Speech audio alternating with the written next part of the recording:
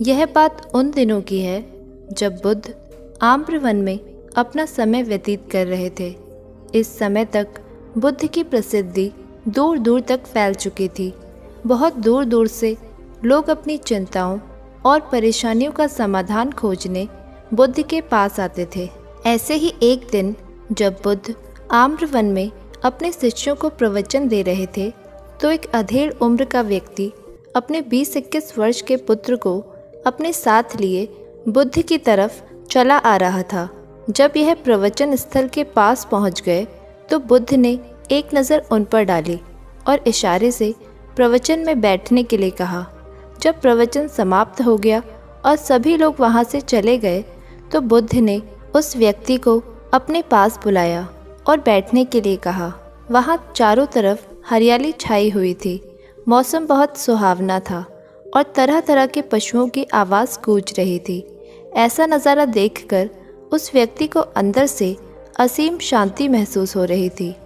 उसके बाद बुद्ध ने उस व्यक्ति से आने का कारण पूछा तो इस पर व्यक्ति ने कहा कि मैं तथागत 2 दिन की लंबी यात्रा करके अपने पुत्र को आपसे मिलवाने लाया हूँ। ये मेरा इकलौता पुत्र है और ये हर समय थका थका रहता है। ऐसा लगता है जैसे इसके अंदर कोई जान ही नहीं है, कोई प्राण ही नहीं है।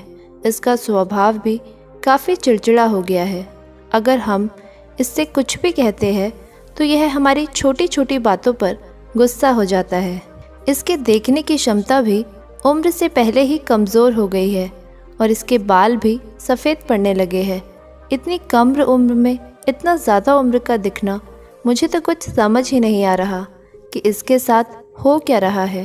तथागत, मैं अपने पुत्र के स्वास्थ्य को लेकर बहुत चिंतित हूँ। जब मैं अपने पुत्र को वैद्य जी के पास लेकर गया तो उन्होंने कुछ औषधि दी और अपने पुत्र को तनाव कम करने के लिए कहा।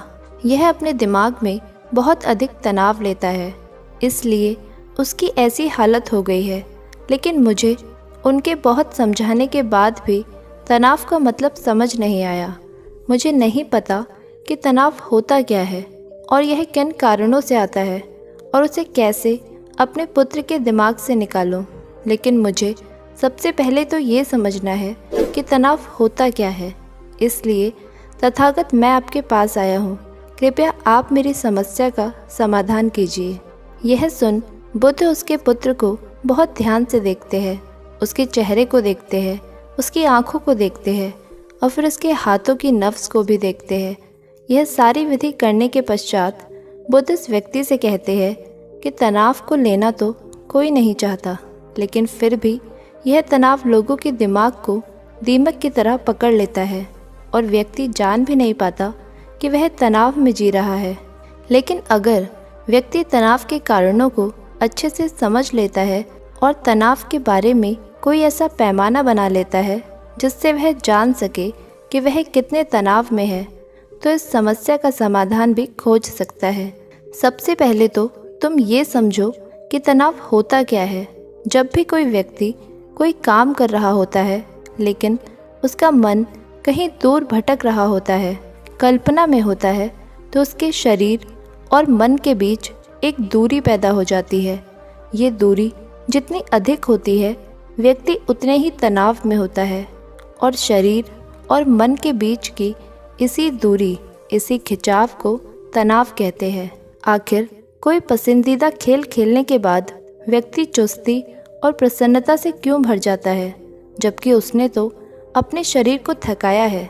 लेकिन समझने वाली बात यह है कि खेलते समय मन और शरीर एक साथ पूरी तरह से उस खेल में केंद्रित होता है, जिससे शरीर और मन के बीच दूरी पैदा नहीं होती और कोई तनाव पैदा नहीं होता। और अगर दिमाग में कोई तनाव होता भी है तो वह भी दूर हो जाता है।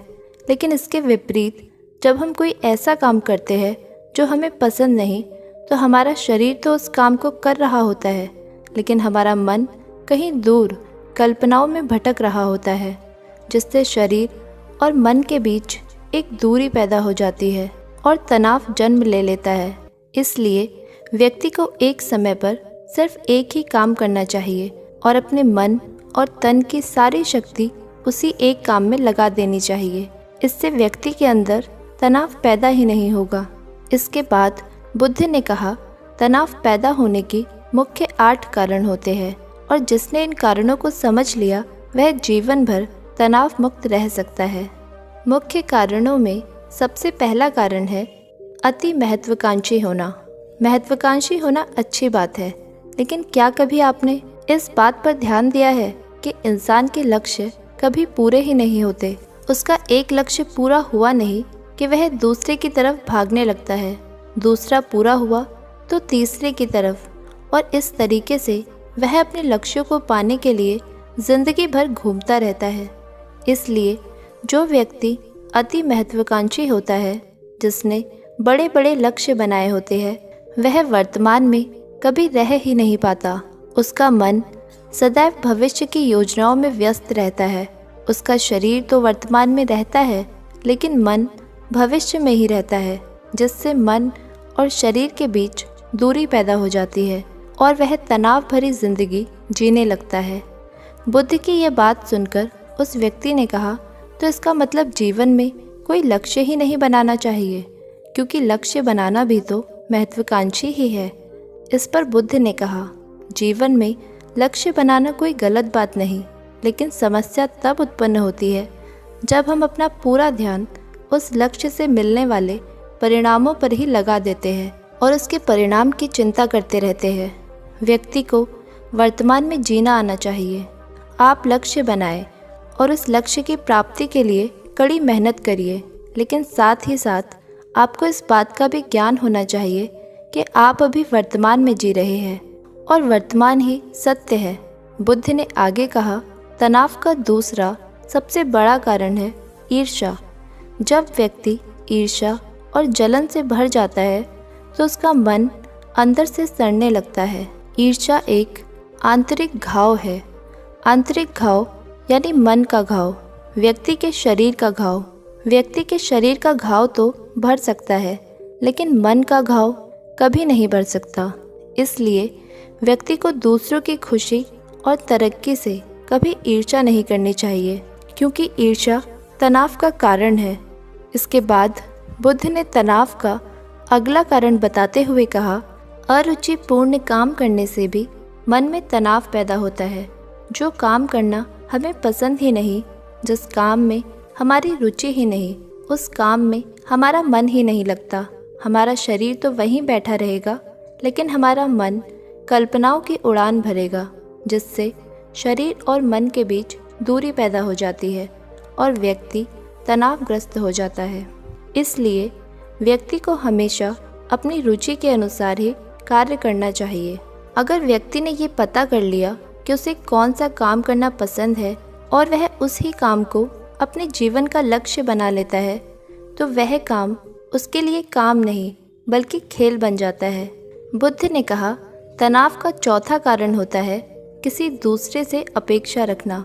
बुद्ध उस व्यक्ति की ओर इशारा करते हुए कहते हैं, एक पिता होने के नाते तुम्हारी अपने पुत्र से बहुत सी अपेक्षाएं होंगी कि तुम्हारा पुत्र एक बहुत ही कामयाब इंसान बने, तुम्हारा नाम रोशन करे, जैसा तुम चाहते हो उस तरह का जीवन जिए, तुम्हारी हर बात माने। लेकिन क्या आज तक कभी किसी की सारी अपेक्षाएं पूरी हुई है? जब भी कोई व्यक्ति किसी दूसरे से कोई अपेक्षा रखता है तो वह अनजाने में अपने लिए तनाव पैदा करने लगता है। ज़रा सोचो कि अगर तुम्हारा बेटा तुम्हारे अनुसार काम नहीं कर रहा, वह नहीं बन पा रहा जो तुम उसे बनाना चाहते हो, तो निश्चित रूप से तुम्हारा दिमाग तो तनाव पकड़ लेगा। तुम तनाव से भरा जीवन जीना शुरू कर दोगे और इस तनाव के वश में आकर तुम ऐसा व्यवहार करोगे, ऐसी बातें कहोगे कि तुम्हारा अपने पुत्र के साथ संबंध और भी खराब होता चला जाएगा। इसलिए व्यक्ति को जितना हो सके उतनी कम अपेक्षाएं दूसरों से रखनी चाहिए, और अगर पूरी तरह से तनाव मुक्त रहना है तो दूसरों से अपेक्षा रखना ही बंद कर दो। इसके बाद बुद्ध ने कहा कि शारीरिक कष्ट भी इंसान के तनाव का एक कारण होता है। जब व्यक्ति किसी शारीरिक पीड़ा से गुजर रहा होता है तो उसका पूरा ध्यान अपने उस शारीरिक पीड़ा पर होता है और वह पूरे दिन बस उसी के बारे में सोचता रहता है। जिससे उसका मन दुख के विचारों से भर जाता है और ऐसी स्थिति में व्यक्ति तनाव में रहने लगता है। यह सुनकर उस व्यक्ति ने कहा कि हे बुद्ध, शारीरिक दुख तो किसी भी व्यक्ति को हो सकता है, तो फिर क्या व्यक्ति जीवन भर तनाव में जिएगा? इसका जवाब देते हुए बुद्ध ने कहा कि इंसान को ये बात समझनी चाहिए कि हमारा जीवन दुखों का आधार है। जैसे जैसे हमारा जीवन आगे बढ़ता है, इसमें दो खाते हैं, बीमारियां आती है और फिर अंत में मृत्यु भी आती है। तो बीमारियां इंसान के जीवन का एक अभिन्न अंग है, कोई इससे बच नहीं सकता। बस किसी किसी के जीवन में यह समय से पहले आ जाती है तो किसी के बाद में, पर आती सबको है। जब इंसान का मन इस बात को समझ लेगा तो वह अपनी बीमारी के बारे में सोच सोचकर ज़्यादा तनाव नहीं लेगा, क्योंकि यह हमारे जीवन का अभिन्न हिस्सा होती है। और इसके लिए व्यक्ति को शारीरिक रूप से भी अभ्यास करते रहना चाहिए। अपने जीवन में व्यायाम और स्वस्थ जीवन शैली को भी जगह देनी चाहिए ताकि उसका शरीर लंबे समय तक निरोगी बना रहे। तनाव का अगला कारण होता है अपनी योजनाओं को समझने के लिए समय न देना। कुछ लोगों के दिमाग में कोई विचार आया नहीं कि वह बिना सोचे समझे उस पर काम करना शुरू कर देते हैं, और जब उस काम में उन्हें असफलता मिलती है तो वह तनाव से भर जाते हैं, क्योंकि उन्होंने उस काम को शुरू करने से पहले उसके बारे में पूरी जानकारी इकट्ठा ही नहीं की। इंसान को कोई भी काम शुरू करने से पहले उसके अच्छे और बुरे परिणामों के बारे में ठीक से सोच विचार कर लेना चाहिए। इंसान को इस बारे में भी सोच लेना चाहिए कि अगर यह योजना सफल नहीं हुई तो वह उसके बाद क्या करेगा। इसलिए व्यक्ति को अपनी योजनाओं को ठीक से समझने के लिए पूरा समय देना चाहिए, ताकि बाद में उस योजना की वजह से उसे तनाव ना हो। तनाव का सातवां सबसे बड़ा कारण होता है टाल मटोल करना, आज के काम को कल पर टालना। आप लोगों ने यह कहावत तो सुनी होगी कि आलस ही इंसान के शरीर का सबसे बड़ा शत्रु है। इंसान आलस की वजह से आज के काम को कल पर टाल देता है और फिर काम को टालना उसकी आदत बन जाती है।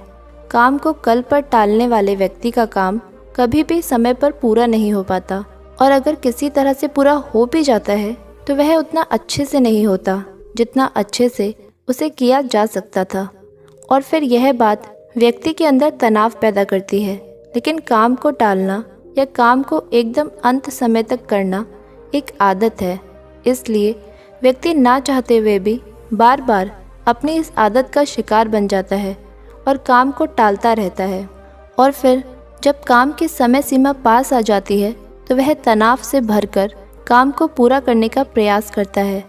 इसलिए तनाव मुक्त रहने के लिए व्यक्ति को काम को टालने की आदत छोड़नी पड़ेगी, और यह तभी संभव है जब व्यक्ति काम को समय से पहले करने का निश्चय कर लेगा। सबसे आखिरी और सबसे प्रमुख कारण जो तनाव का होता है वह है ज़्यादा सोचना। लगातार सोचते रहना भी एक बीमारी है, और यह उस व्यक्ति में सबसे ज़्यादा पाई जाती है जो कपूर कल्पना करता है, जो अतीत की घटनाओं और भविष्य की बातों के बारे में सोचता रहता है, जो बेवजह के अनुमान लगाता रहता है। व्यक्ति को ज़्यादा सोचने की आदत पर लगाम लगाना चाहिए। इसके लिए उसे जितना हो सके खुद को काम में व्यस्त रखना चाहिए और हर दिन ध्यान का अभ्यास करते रहना चाहिए। बुद्ध के मुंह से यह सारी बातें सुनकर उस व्यक्ति ने हाथ जोड़कर कहा, बुद्ध, मेरा पुत्र तो अभी मात्र 20 वर्ष का है।